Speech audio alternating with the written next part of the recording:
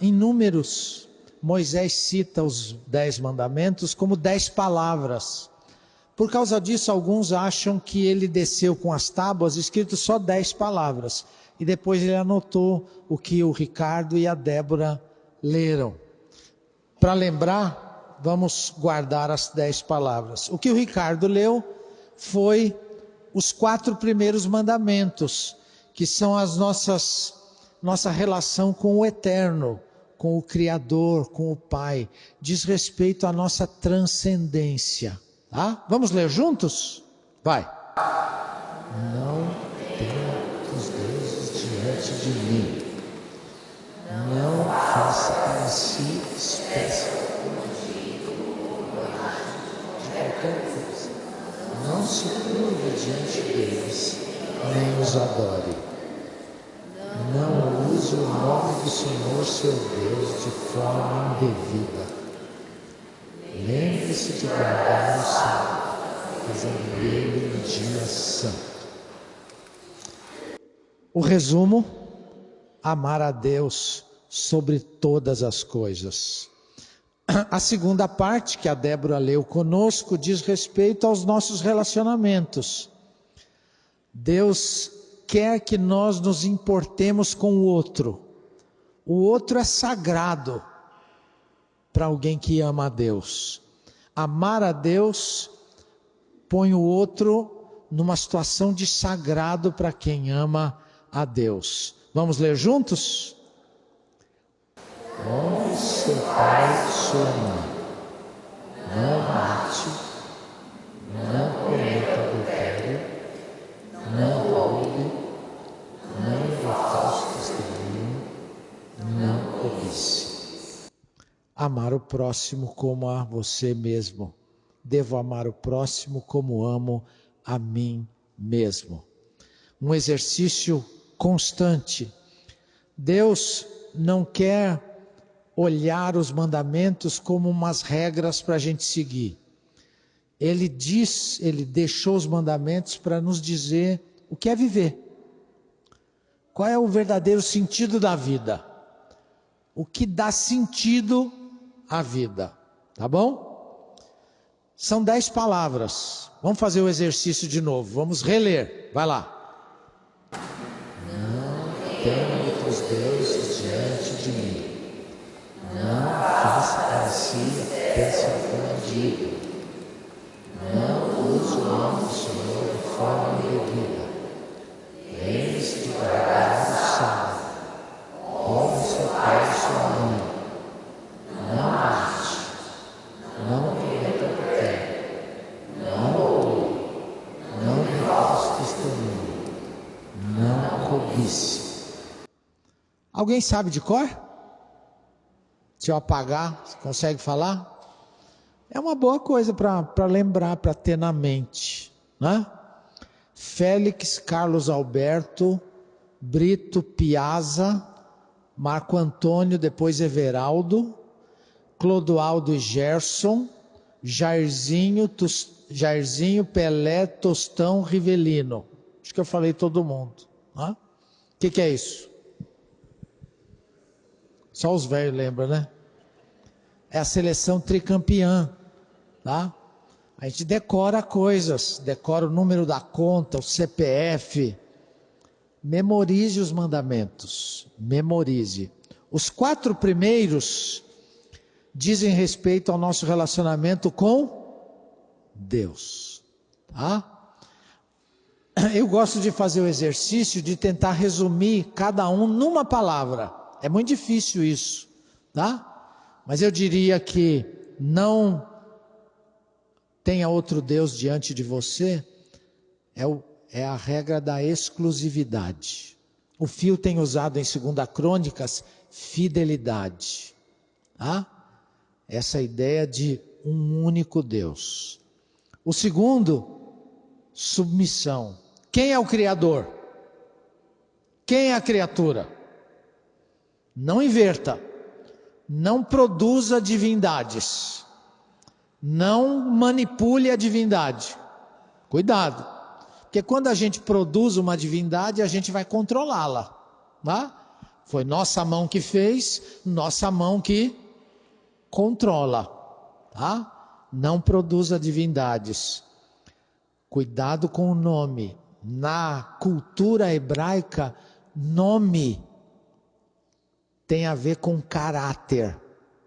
Nome e caráter é a mesma coisa, tá? Para nossa cultura não, né? Para nossa cultura não, tá? Por exemplo, Mara quer dizer amarga, né? Mas não tem nada a ver. Olha que belezinha. Tem a ver, Renato? Não tem nada a ver. Na nossa cultura, nome nem sempre tem a ver com o caráter. Na cultura dos hebreus, nome é a mesma coisa que caráter. Por isso Deus fala, não lave tua boca antes de falar meu nome. Essa é a ideia do terceiro mandamento.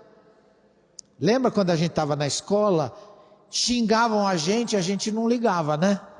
Ah, não sei o quê, todo mundo xinga. A não ser que ofendesse a mãe da gente. Aí dava briga, não é verdade? Essa é a ideia do mandamento. Cuidado com, olha, nós aqui não estamos num churrasco hoje de manhã. Não estamos vendo televisão. Não estamos nem descansando. Até que está descansando um pouco, né? É um programa meio relaxado aqui, fisicamente. Nós somos aqueles que pretensamente damos valor ao nome de Deus. Esse mandamento toca muito na gente. Em mim que estou com o microfone na mão. De usar o nome de Deus de modo indevido. Eu juro por Deus. Geralmente quem fala isso é porque o outro não está acreditando muito, né? Não, eu te pago, dia 15 eu te pago. Eu juro, porque o outro já... Não põe Deus nos seus assuntos. Caráter. Para nós, nome tem a ver com caráter, tá? Um dia em 7, a gente precisa parar. Se a gente não tranca um dia em cada 7, a tendência é continuar fazendo as mesmas besteiras. Deus nos dá essa orientação de dar uma parada, almoçar mais devagar. Quantos minutos você usa para almoçar na semana? Geralmente é rápido, né? Numa correria medonha. Hoje é dia de almoçar mais devagar. Almoçar. Jaime, quando acabar o almoço, vai lavar a louça.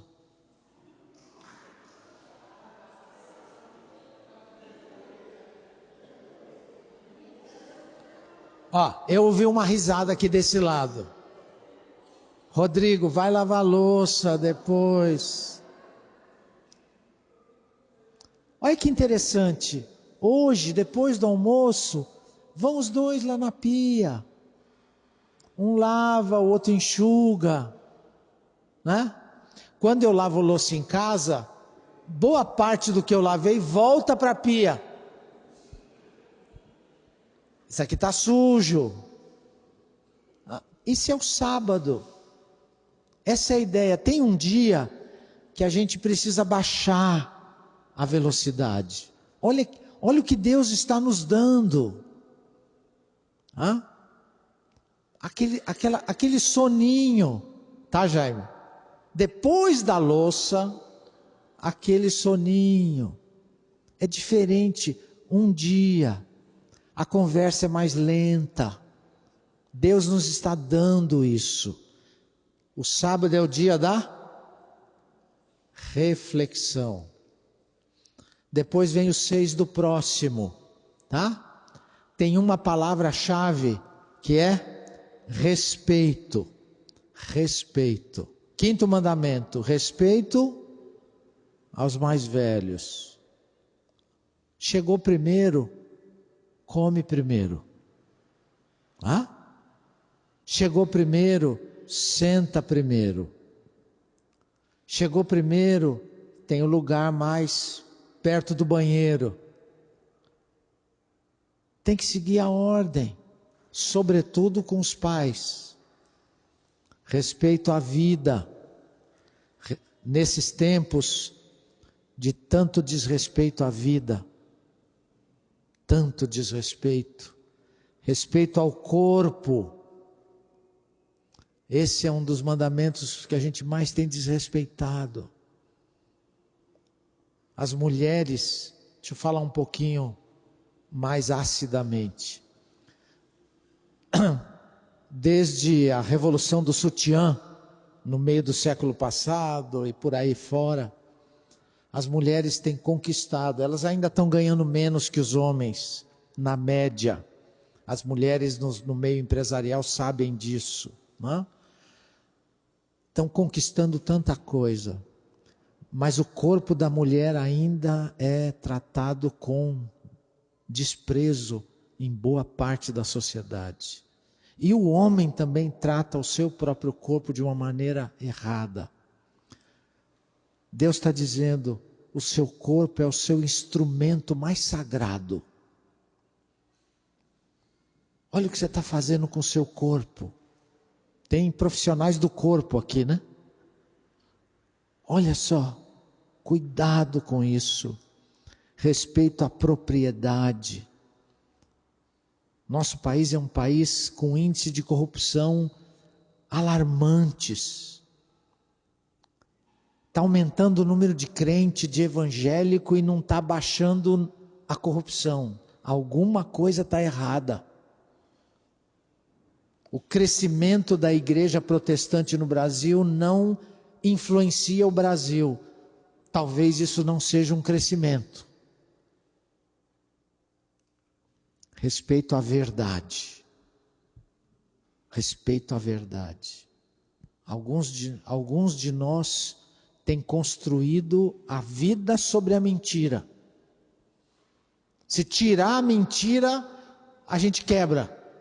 Se tirar a mentira, acabou. Cuidado. E por fim, respeito às bênçãos. Cuidado. Cuidado. Eu não vou usar você mais, você está quietinha, tão comportada aqui. Pode ficar aí se você quiser, eu controlo aqui. Tá? Essas são as 10 palavras mais importantes. Nós vivemos uma crise ética. Todos nós ouvimos nos últimos 15 dias aquele procurador reclamando que ganhava só 24 mil, né? Vocês viram? Né? Que ia ter que baixar o cartão de crédito para 8 mil por mês, e que achava isso uma injustiça tão grande. Acho que no Paraná, envergonhando um estado todo. Nós vivemos uma crise ética, uma grande crise ética. Tá? Apenas 5% dos homicídios são resolvidos no nosso poder policial. 5%. Isso quer dizer que a gente tem que matar 20 pessoas para ser pego. Estatisticamente é assim. Mata um, mata dois. Só se você matar 20 para alguém te achar. Isso tem a ver com o 6º mandamento. Nós vivemos numa sociedade assim, impune. Conhece a história desse rapaz? Esse que está aí à sua esquerda, esse é o Rejanel. É um morador de rua aqui do Tatuapé que em 2012 achou 20 mil reais numa bolsa no pé de uma árvore. E conseguiu achar a origem desse dinheiro, que era do japonês aí que está à direita. E foi lá devolver os 20 mil reais. Perguntado por que ele fez isso, ele disse: a minha mãe me ensinou que não devo roubar. E se vir alguém roubando, devo avisar a polícia. Se ela me assistir pela TV lá no Maranhão, vai ver que o filho dela ainda é uma das pessoas honestas deste mundo. Que coisa, não é? Da gente ficar estranhando alguém que faz uma coisa dessa. Tá? É ele e a companheira dele, ambos moradores de rua. A gente não vê isso. Quando acontece um caso, a gente acha incrível que isso aconteça. O pastor Fio tem pregado nos livros das crônicas para nós, e a palavra dele é fidelidade para felicidade. Os mandamentos estão aí para nos dar vida. Obediência é uma coisa boa. Amar os mandamentos traz paz. Ética é caminho para a prosperidade. Nós não podemos ser vencidos por outra ideia. Os mandamentos produzem um bom resultado. Isso funciona. O fiel obedece. Jesus disse isso. Quem ouve a minha palavra e as pratica é comparado a um homem que constrói a sua casa sobre a rocha. Quem ouve as minhas palavras e não as pratica é comparado ao quem constrói a casa sobre o pântano, a areia. Vai vir o vento, a água vai subir, a tempestade vai cair, e quem ouve e pratica vai subsistir. Quem ouve e não pratica vai ruir. Um salmo da Bíblia foi escrito só para isso, é o Salmo 119. É o salmo mais longo da Bíblia. É um acróstico. Cada porção do salmo começa com uma letra do alfabeto hebraico. No português seria de A a Z. No hebraico a primeira letra é o A. Eu pus alguns versículos da letra A do Salmo 119. Vamos ler juntos? Como são felizes os íntegros, os que seguem a lei do Senhor. Olha que beleza. De novo, outro. Como são felizes os que obedecem a seus preceitos e o buscam de todo o coração. Tudo na letra A. Ó, meu grande desejo é que minhas ações sempre reflitam os teus decretos. Eu te darei graças por viver corretamente à medida que aprender os teus estatutos. E por fim, obedecerei a teus decretos. Por favor, não desistas de mim. Esse último é bonito, né? Olha, eu decido obedecer, mas o Senhor não pode desistir de mim. O Senhor não desista de mim. Quando a gente ouve os 10 mandamentos, para nós, os teólogos, para quem estuda um pouco mais a Bíblia, a gente pensa assim, imagine comigo, não seria tão bom que Jesus estivesse aqui hoje, com o microfone na mão? O que ele nos falaria dos 10 mandamentos? Como será que ele encararia esse assunto da ética, da escolha pela fidelidade? O que ele falaria para nós sobre o sábado, sobre o adultério? O que ele diria para nós sobre a mentira? O que ele falaria sobre nós, sobre as imagens? Sobre o roubo? Seria espetacular. Já pensou se Jesus estivesse aqui para nos falar sobre esse assunto? Como seria impressionante, seria tão gostoso. No Novo Testamento, Jesus falou sobre isso e o Ricardo nos lembrou do texto a esse respeito. Mateus 5,17. Jesus disse assim: não pensem que vim abolir a lei de Moisés. Quem registrou os 10 mandamentos? Moisés. Então Jesus está se referindo a Moisés. Então ele está avisando, não pensem que vim abolir a lei de Moisés ou os escritos dos profetas. Eu não vim abolir. E Jesus completa, eu vim cumprir. Se Jesus estivesse aqui, ele diria, isso é importante. Isso é importante. Você deita e não consegue dormir? tua alma não pacifica, deve ter a ver com isso. Pode ter a ver com isso, isso é importante. Você está desiludido da vida, a vida está muito pesada, pode ter a ver com isso. Pode ter a ver com o seu ciclo de setes. Eu li essa semana sobre as maternidades e as mudanças da lua. Tem de tudo, mas vários textos assim, olha, eu não sei se a lua manda no parto das mulheres, eu sei que ela manda nas marés e na água.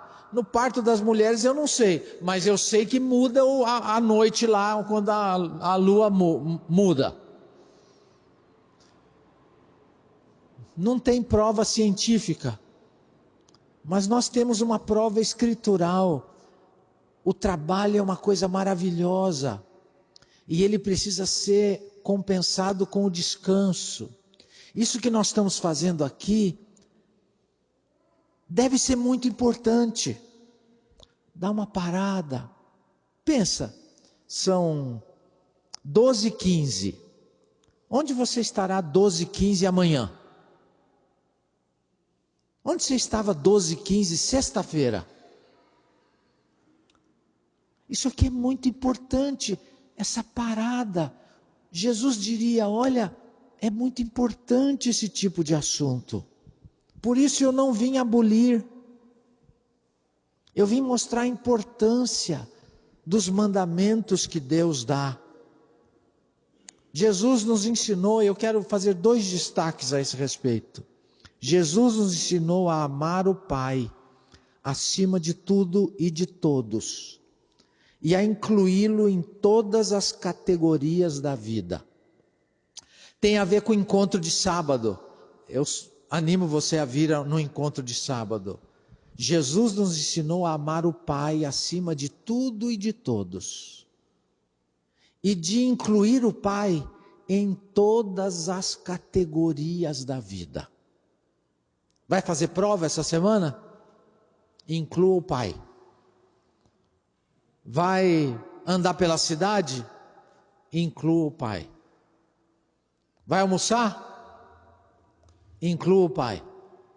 Vai fazer jejum? Não vou comer hoje porque eu estou com um problema grande, preciso resolver, vou fazer um jejum. Inclua o Pai. Em todas as categorias da vida. Quer mudar de profissão? Inclua o Pai. Vai pedir um aumento? Inclua o Pai. Vai pedir demissão? Inclua o Pai. Começou a namorar? Inclua o Pai. Está querendo terminar o namoro? Inclua o Pai. Está querendo matar o vizinho? Inclua o Pai. Inclua o Pai em todas as categorias da vida. Veja que Jesus, isso é tão belo. Que profissão Jesus tinha? A profissão? A profissão de quem? Do Pai. Olha que beleza. Imagina ele aprendendo isso, garoto, aprendendo a profissão do Pai. O filho mais velho, o sustento da família. Aparentemente José morreu cedo e Jesus teve que assumir o sustento. Foi arrimo de família com a profissão do pai. Com 12 anos ele foi pela primeira vez no templo e ficou esquecido, lembra? Quando foi achado, 3 dias depois, a família deu bronca nele. Ele falou, escuta, eu estou na casa de quem? Na casa do Pai. Ele aprendeu a se relacionar com o Pai, se relacionando com José. A beleza de saber da história de que José assumiu a paternidade dele sem ser dele. A honra daquele homem corajoso de assumir a vergonha de uma mulher impura que ficou contando uma mentira, uma história inventada de que ela estava grávida e não tinha traído. Assumiu aquilo. Ele aprendeu sobre um pai fiel no céu com um pai fiel ali na terra. Que coisa linda. Por isso Jesus inaugura essa relação profundamente íntima com Deus, de chamar Deus de Pai. Inclusive ele chamava Deus de pai, muitas vezes no aramaico. E os entendidos acham que o aramaico era aquela linguagem de berço, aquela linguagem popular. Não era o hebraico que era a língua formal. Era aquele apelido de pai que a gente chama na intimidade. Mas a intimidade com o pai não o impedia de ser extremamente respeitoso. Porque lá no jardim, na noite de quinta-feira, ele não quer mais morrer. Ele está em luta diante do sofrimento que ele vai ter. E ele pede para o pai o quê? Para não morrer. Pai, é possível me livrar dessa? O senhor pode passar de mim esse cálice? Ele é tão íntimo do pai que ele pede o que sabe que o pai não quer dar. Mas ele dá uma forçadinha, como o filho faz. Só que depois ele recua e diz, mas seja feita. Olha aqui, Jesus nos ensinando a beleza dos mandamentos, que nos ensinam a amar o Pai sobre todas as coisas e incluí-lo em todas as circunstâncias da vida. Isso é belíssimo, belíssimo.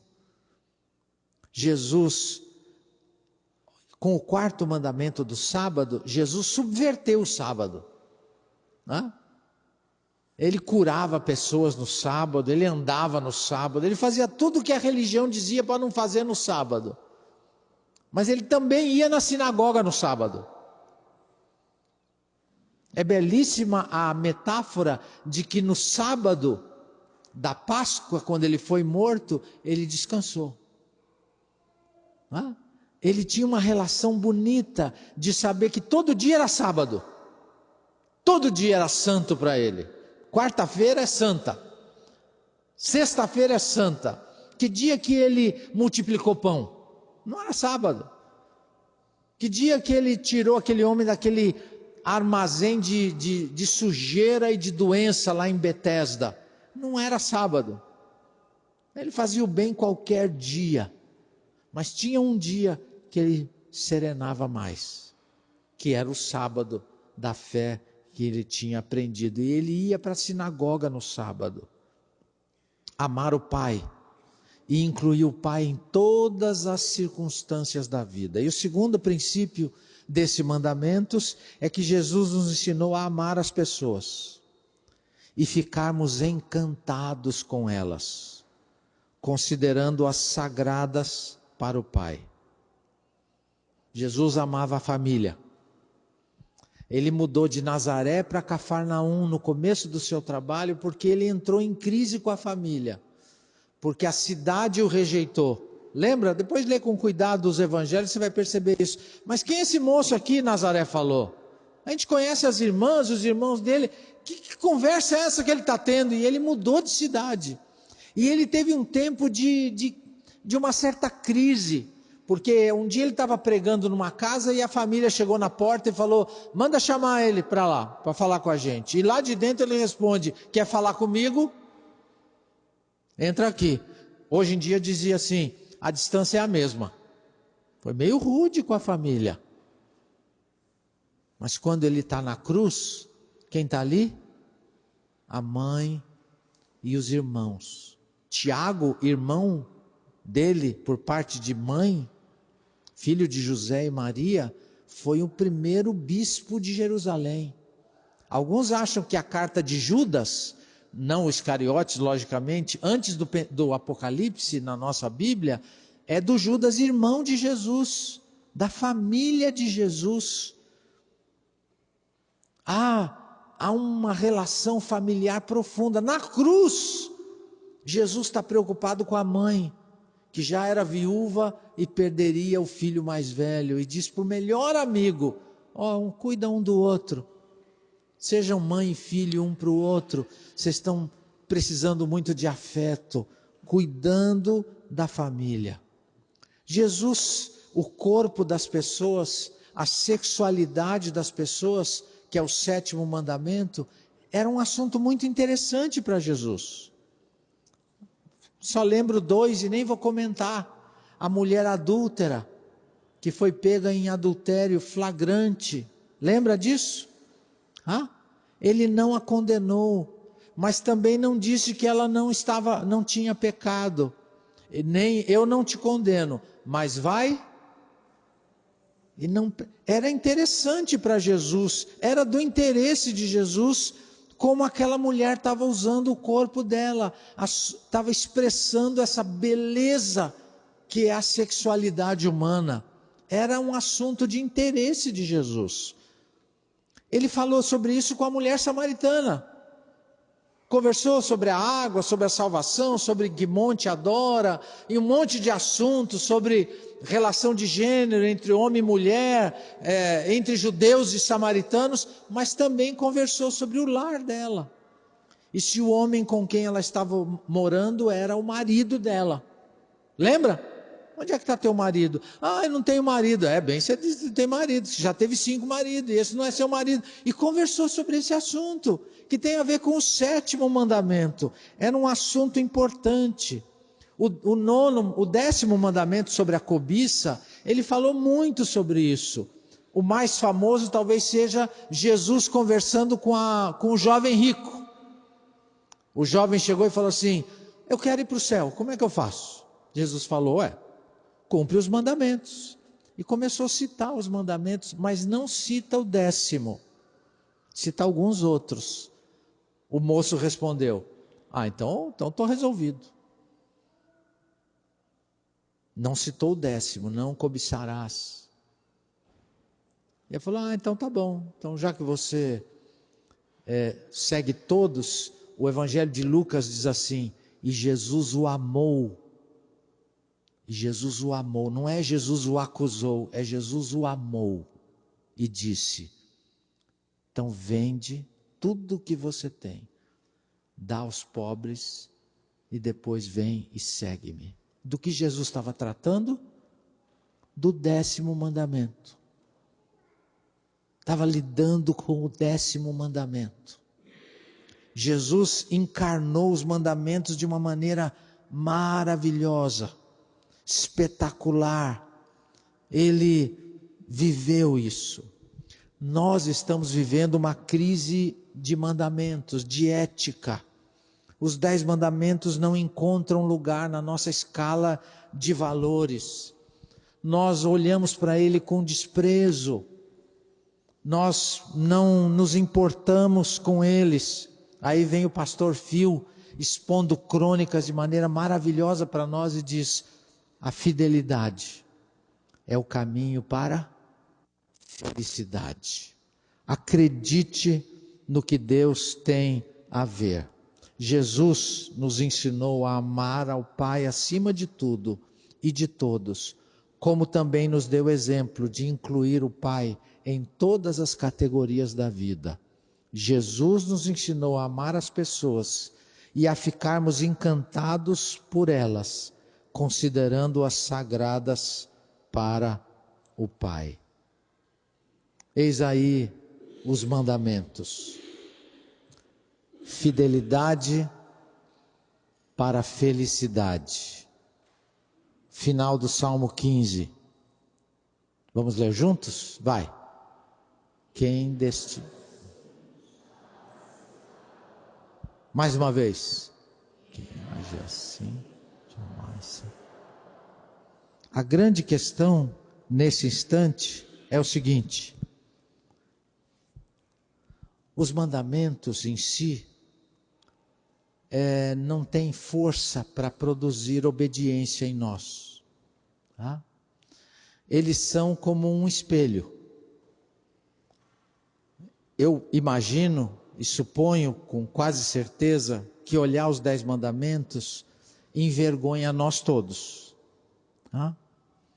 Se a gente sentasse na intimidade para conversar sobre os 10 mandamentos, só entre dois amigos, a gente falava: esse negócio é muito pesado, ele não vai me ajudar, eu não vou conseguir.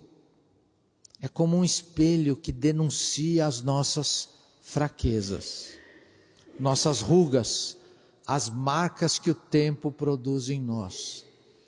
E não tenha, você que é menos Idoso que viveu menos que eu, por exemplo, não tem a ilusão de que isso melhora. Isso só piora.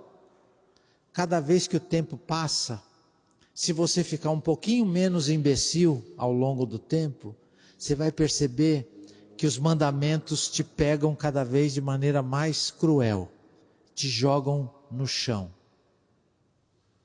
Mas isso não deve fazer com que a gente desista deles. Não dá, não vai dar para viver assim, vou viver do meu jeito. Não. Porque quem assim age, jamais será abalado. Olha que beleza. Agora, qual é o segredo? O segredo é correr para Jesus. Jesus dominou os 10 mandamentos. Ele é os 10 mandamentos. Ele é a lei. Jesus ele era a lei encarnada.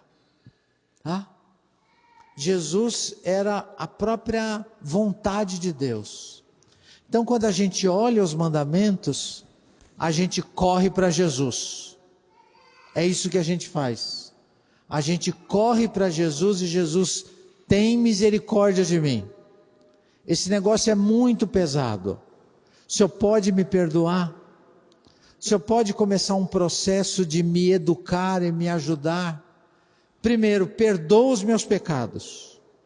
Perdoa os meus pecados. E me conduz a uma vida correta na tua presença. E quando eu errar, não desista de mim. Como diz o Salmo, não desista de mim. Salmo 119. Me ajuda, não me abandone diante da dureza dos mandamentos. Corra para Jesus. Pegue carona com Jesus. Corra para Jesus. Quando os mandamentos parentarem pesados, corra para Jesus. Se arrependa dos seus pecados. Se confessarmos os nossos pecados, Ele é fiel e justo para nos perdoar os pecados e nos purificar de toda injustiça. Se dissermos que não temos pecado, mentimos e fazemos Deus mentiroso. Mas se confessarmos os nossos pecados, Ele é fiel e justo para nos perdoar os pecados e nos purificar de toda injustiça. O fio está nos ensinando que a fidelidade é o caminho para a felicidade. O Salmo está nos dizendo que quem ama os mandamentos não será abalado. E Jesus está dizendo, vem comigo. Vem comigo. Quando você acertar, vai ganhar um beijo. Quando você errar, vai ganhar um beijo também. Você se arrepende, diz que não quer mais fazer isso, e a gente vai retomar o caminho. E quantas vezes isso for necessário, 7 ou 70 vezes 7, Jesus vai sempre estar conosco. Ame os mandamentos. Ame, deseje. Porque quem deseja os mandamentos, deseja ser como Jesus. Quem deseja amar o Pai sobre todas as coisas, não manipular o Pai e nem usar o nome do Pai de maneira tonta. Quem obedece os ciclos de 7 da criação do universo, na verdade, está querendo ser como Jesus. Quem olha os pais e vê seus defeitos, mas os respeita apesar de, está querendo ser como Jesus. Quem respeita a vida do outro e luta para que todos tenham vida digna, está querendo ser como Jesus. Quem usa o corpo de maneira clara, limpa, honesta, respeitosa, o seu próprio corpo e o corpo do outro, está querendo ser como Jesus. Quem não cobiça, está querendo ser como Jesus. Quem reconhece a dificuldade em não cobiçar, está querendo ser como Jesus. Quem deseja mentir e pensa assim como eu, muitas vezes, uma mentira ia resolver tanto problema agora. Se eu falar a verdade vai dar uma confusão. E mente, e depois se arrepende e volta para Jesus, está querendo ser como Jesus. Quem promete não mentir e deseja isso, e pede ajuda para Jesus, tem a companhia de Jesus ao seu lado. Amar os mandamentos é como amar Jesus. Amar Jesus é amar os mandamentos. E aí não tem problema. Porque quando acerta, acertou. Quando erra, é só correr para Jesus de novo e dizer, fiz de novo. Mas estou arrependido, eu não quero mais. Eu quero ser como Jesus. Eu não quero ser como fulano, ciclano, eu quero ser como Jesus. Aí vem a paz do perdão, a paz de ter alguém que sabe a beleza da vontade de Deus e sabe o que é viver. Que Deus nos abençoe, que Deus nos guarde, que Deus nos faça amar Jesus sobre todas as coisas.